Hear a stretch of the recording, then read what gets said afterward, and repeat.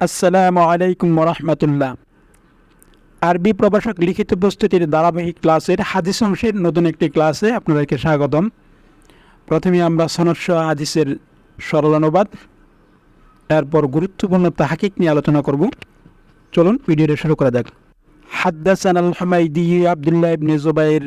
ইমাম বুখারী বলেন, আমার নিকট হাদিস বর্ণনা করেছেন হুমাইদি আব্দুল্লাহ ইবনে জুবাইর। ক্বালা হাদ্দাসানা সুফিয়ান, তিনি বলেন আমার নিকট হাদিস বর্ণনা করেছেন সুফিয়ান।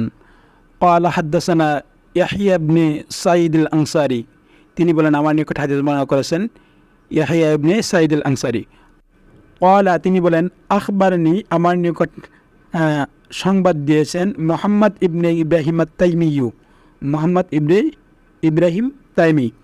আন্নাহু সামিয়া, নিশ্চয়ই তিনি শুনেছেন আলকামা ইবনে ওয়াক্কাস লাইসিয়া, আলকামা ইবনে ওয়াক্কাস লাইসি থেকে শুনেছেন।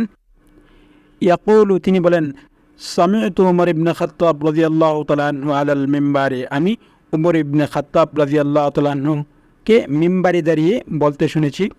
ক্বালা সামি'তু রাসূলুল্লাহ সাল্লাল্লাহু আলাইহি ওয়াসাল্লাম ইয়াকুলু, তিনি বলেন আমি রাসূল সাল্লাল্লাহু আলাইহি ওয়াসাল্লামকে বলতে শুনেছি ইন্নামাল আমালু বিন্নিয়াত, প্রত্যেক কাজ নিয়তের উপর নির্ভরশীল, অর্থাৎ কাজের প্রাপ্য নিয়ত অনুযায়ী হয়। ওয়া ইন্নামা লিকুল্লি ইমরিইম মা নাওয়া, আর মানুষ তার নিয়ত অনুযায়ী প্রতিফলন পাবে।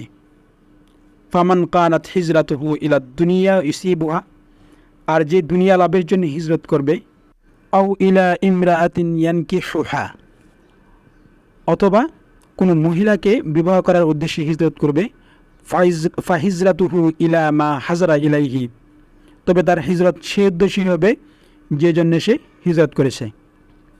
এখন আমরা তাহকিক অংশ নিয়ে আলোচনা করব। আল আমালু শব্দটি শব্দগতভাবে জমায়ে তাকসির, অর্থগতভাবে জমায়ে কাসরাত। এর এক বচন হলো আমল। উল্লেখ্য যে আমল শব্দটি ইসমে মাজদার ও ইসমে জামিদ উভয় রূপে ব্যবহৃত হয়। এর অর্থ হলো কৃতকর্মসমূহ। আন-নিয়াত, এটি শব্দগতভাবে জমায়ে তাকসির, অর্থগতভাবে জমায়ে কাসরাত। এর এক বচন হচ্ছে আন-নিয়াতু মাদ্দা নুন ওয়াও ইয়া জিনসে লাফিফে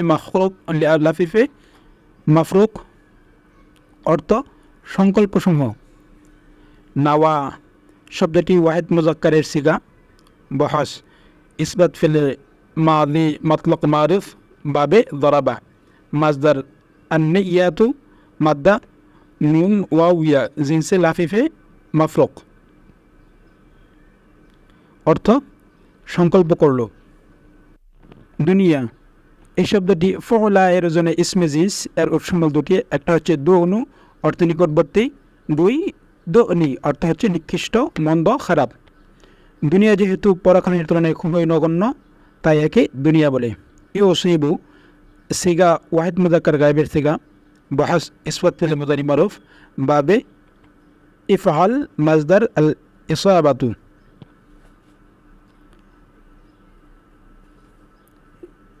মাদ্দা ওয়াও সোয়াবা জিনসে আজফি ওয়াই, অর্থ সে পাবে বা অর্জন করবে।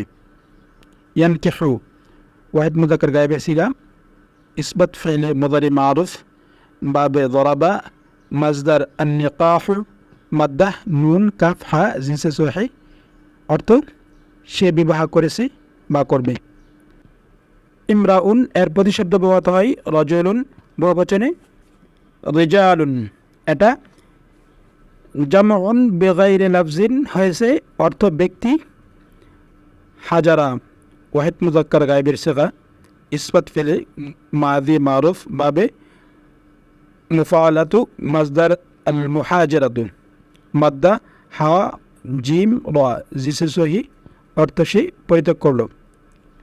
আজকের মতো এই পর্যন্তই। আবার দেখা হবে নতুন আরেকটি ভিডিওতে।